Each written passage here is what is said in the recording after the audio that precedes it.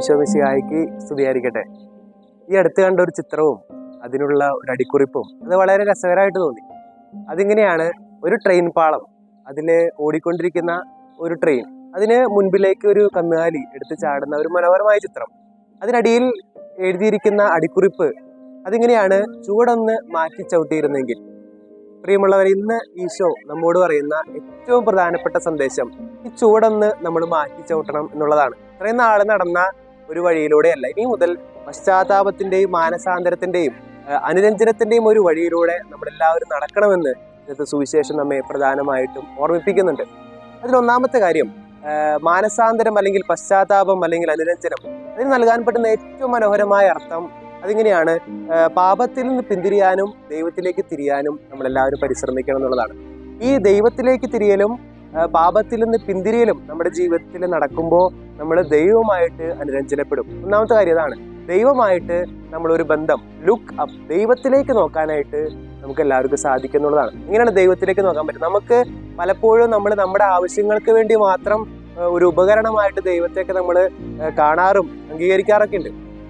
അപ്പൊ ഈ നമ്മുടെ എന്താണ് യഥാർത്ഥത്തിൽ പ്രാർത്ഥന എന്ന് പറയുന്നത്? പ്രാർത്ഥന എന്ന് പറയുന്നത് ദൈവത്തിന്റെ മനസ്സ് നമ്മുടെ മനസ്സാക്കി മാറ്റുന്നതാണ്, അല്ലാതെ നമ്മുടെ മനസ്സ് ദൈവത്തിന്റെ മനസ്സാക്കി മാറ്റുന്നതല്ല. രണ്ടാമത്തെ കാര്യം, ഈ അനുരഞ്ജനം അല്ലെങ്കിൽ പശ്ചാത്താപ മാനസാന്തരം നമ്മുടെ ഓരോരുത്തരുടെയും ജീവിതത്തിൽ നടക്കുമ്പോൾ നമ്മളിൽ ഉണ്ടാകുന്ന മറ്റുള്ളവരിലേക്ക് നോക്കാനായിട്ട് നമുക്ക് സാധിക്കും. ലുക്ക് അറൗണ്ട്, ചുറ്റുമുള്ളവരിലേക്ക് നമുക്ക് നോക്കാനായിട്ട് സാധിക്കും. മറ്റുള്ളവരെ, പാവപ്പെട്ടവനെ, പാർശ്വവൽക്കരിക്കപ്പെട്ടവനെ, അടിച്ചമർത്തപ്പെട്ടവനെ, രോഗിയെ, ഇവരൊക്കെ സ്നേഹിക്കാനും അംഗീകരിക്കാനും പ്രോത്സാഹിപ്പിക്കാനും ആരെയും വിധിക്കാതെ സ്നേഹത്തോടുകൂടെ അവർ ചേർത്ത് പിടിക്കാനും നമുക്ക് സാധിക്കും. മൂന്നാമത്തെ കാര്യം, ഈ അനുതാപവും പശ്ചാത്താപവും മാനസാന്തരവും നമ്മുടെ ഓരോരുത്തരുടെ ജീവിതത്തിൽ നടക്കുമ്പോൾ നമ്മുടെ ഉള്ളിലേക്ക് തന്നെ നമുക്ക് നോക്കാനായിട്ട് പറ്റും. നമ്മുടെ ഉള്ളിലേക്ക് തന്നെ നമ്മൾ നോക്കുമ്പോൾ നമ്മളിൽ എന്തെങ്കിലും കുറവുകളുണ്ടെങ്കിൽ അത് തിരുത്തി ദൈവത്തിലേക്ക് കൂടുതൽ എടുക്കാൻ, മറ്റുള്ളവരിലേക്ക് കൂടുതൽ എടുക്കാൻ നമുക്ക് സാധിക്കും എന്നുള്ളതാണ് സത്യം. അവസാനത്തെ കാര്യം, ഈ അനുരഞ്ജനവും മാനസാന്തരവും പശ്ചാത്താപവും ഇതൊക്കെ നമ്മുടെ ജീവിതത്തിൽ ഉണ്ടാകുമ്പോൾ നമുക്ക് പ്രകൃതിയെ പോലും സ്നേഹിക്കാനായിട്ട് സാധിക്കും. ഫ്രാൻസിസ് മാർപ്പാപ്പ പറയുന്നുണ്ട് പ്രകൃതിയെ കൂടെ സ്നേഹിക്കണം എന്നുള്ളത്. അവസാനമായിട്ടൊരു കൊച്ചു കഥ കൂടി പറഞ്ഞ് ഞാൻ നിർത്താം. ഒരു വലിയ തിരക്കുള്ള ഒരു റെയിൽവേ സ്റ്റേഷൻ, അതിലൊരു അന്ധയായ ഒരു പെൺകുട്ടി, അവള് പുസ്തകം വിൽക്കുന്നുണ്ട്. ഒരുപാട് പേര് അവളിൽ നിന്ന് പുസ്തകം വാങ്ങിക്കുന്നുണ്ട്. ഒരുപാട് പേര് റെയിൽവേ സ്റ്റേഷനിൽ നിൽക്കുന്നുണ്ട്, ട്രെയിനും കാത്തുകൊണ്ട്. അങ്ങനെ ഈ തിക്കിലും തിരക്കിലും പെട്ട് അന്ധയായ പെൺകുട്ടിയുടെ കയ്യിലുണ്ടായിരുന്ന പുസ്തകങ്ങളൊക്കെ നിലത്ത് വീഴുന്നുണ്ട്. ഈ അന്ധയായ പെൺകുട്ടി അവള് എങ്ങനെയാണ് പുസ്തകങ്ങളൊക്കെ വീണ്ടും തിരികെ അവളുടെ കയ്യിലേക്ക് വെക്കുക എന്നുള്ള ആലോചനയിലായിരുന്നു.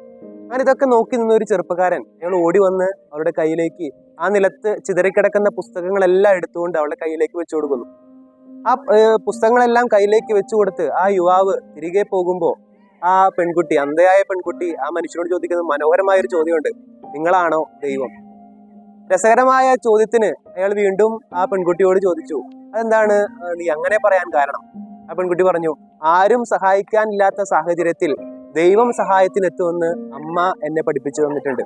ആരും സഹായിക്കാനില്ലാത്ത സാഹചര്യത്തിൽ ദൈവം സഹായിക്കാൻ എത്തുമെന്ന് അമ്മ എന്നെ പഠിപ്പിച്ചു തന്നിട്ടുണ്ട്. പ്രിയപ്പെട്ടവരെ, ഈ അനുരഞ്ജനവും മാനസാന്തരവും പശ്ചാത്താപവും ഒക്കെ നമ്മുടെ ജീവിതത്തിലേക്ക് നമ്മൾ സ്വീകരിക്കുമ്പോൾ, സ്വായത്തമാക്കുമ്പോൾ നമ്മളെല്ലാവരും ഒരു ക്രിസ്തുവായിട്ട്, ഒരു ദൈവമായിട്ട് മാറും.